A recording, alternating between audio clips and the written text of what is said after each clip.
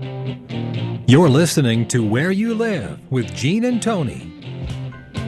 Welcome back to Where You Live with Gene and Tony. And before we go any further, folks, all of the great sponsors you've been listening to during the breaks today, we could make this show possible without them. If you contact them at all anytime this week, tell them that you heard their ad right here on Where You Live with Gene and Tony. And today, Tony is broadcasting live from the Concierge Landscape Studios, and I'm broadcasting from the Extreme Exteriors Mobile Broadcasting Unit, powered by Skype. And if you're just joining us, we have got a story that's coming out of Utah. And Tony, if there's something that has got my ire up, it is this story today. Really? Okay. Interesting. Yeah, it really does. Could you... Sure. I'm going to collect my thoughts. All right. You try and calm down. I will. And I'll read down. the story. All right. The headline is Utah Department of Commerce launches Utah Homeowner Association's registry. This came from KCSG Television, Salt Lake City. The Utah Department of Commerce announced Thursday that the Administration Division has launched a new online Utah Homeowner Associations registry for HOAs and condo owner associations. The announcement by Executive Director Francine Gianni said the registry comes as a result of House Bill 104, passed during the 2011 legislative session. This bill requires that HOAs register with the Department of Commerce by July 1st, 2011, and maintain a current record with the agency. The registry allows members of HOAs to create online user accounts for their organization and gives them the freedom to make changes and update their records at their own discretion. The registry also provides public search options for the public to view members on the registry. It goes on to give a link to the website. Gene, why is this so upsetting to you? I mean, the talk about the, I guess, quintessential government speak. Here it says here the Utah Department of Commerce, and why is the Department of Commerce involved in a private nonprofit corporation? Number one, but going on here, it says a new online registry for homeowner associations.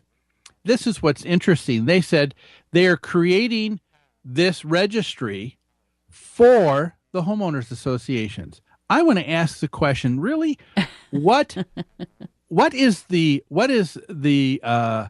community benefit?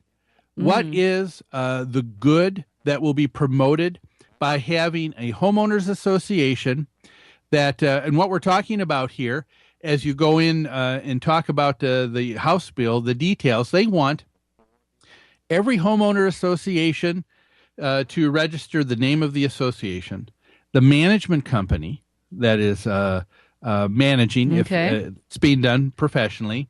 They want the names, addresses of every single homeowner. They want, in addition, email addresses. They want phone numbers. They all of the individual homeowners. They want to know who's on the board. Okay. And they want all of that information from the board as well.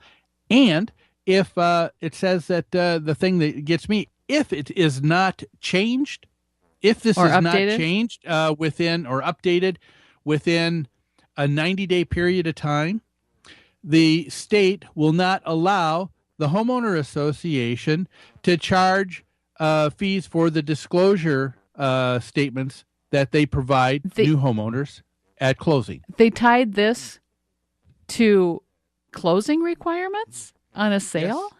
Yes, they did. Oh they said, well, wait a minute. A homeowner association is required to give information to new people at closing. That's right. And typically an association or a management company will receive some extra money in result because it takes some time to pull together the documents, to fill out the questionnaire and everything that needs to be done. And the reason for that is because that has to be updated continually as well. New rules in the association or new things considered by the association have to be disclosed. So that's an updated document. Yeah. So it takes time to do that. Yep. And so it's only right that there's an extra charge for that. But they want to cap it, number one, they want to cap that at a $50 rate, not to exceed. Okay. And then number two, they want to say that if you don't provide this information, we think it ought to be prohibited that you even get that fee. Huh. I just don't like that. And again, I got to ask the question, what common good is being served? They said it is for the homeowners association. I want a listener to give me a call. What possible reason could this be for the association? Yeah. What will it benefit the association? I have no idea. Do you, Tony? I don't. And it seems to be two totally different issues as well. And I'm surprised they're connected. This registry required by the Department of Commerce is something that all service providers and vendors and people who want to solicit business from homeowners associations would love to see happen in the state of Minnesota. They would love, the roofing contractor, the siding contractor, the management companies would love to be able to go to one source and see the name and contact person for every single homeowners association in the state. Now, we're required to register the nonprofit corporation every year, correct? And keep that registry updated, but it does not include nearly the information that this registry in Utah is requiring. I think the state of Utah is overstepping their bounds. Yeah. Again, the only reason you have registered in a yearly basis every corporation, and that would be in a homeowners association or business, what the contact information is because if anybody in that state has an issue, a legal Sure. issue, a matter to deal with, they know who is the correct contact person to be able to be involved in being able to deal with that matter. So that makes sense. Sure.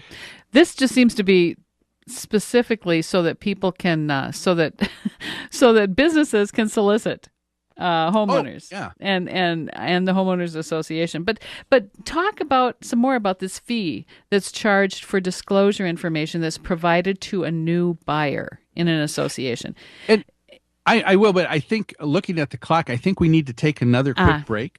And so when we do that, let's get back and talk about some of those issues here with this legislation in registering all homeowners in an association. People, do you think that folks ought to know how to contact you? Let us know what you think. 651-289-4488. We'll take a break. We'll be back after this message.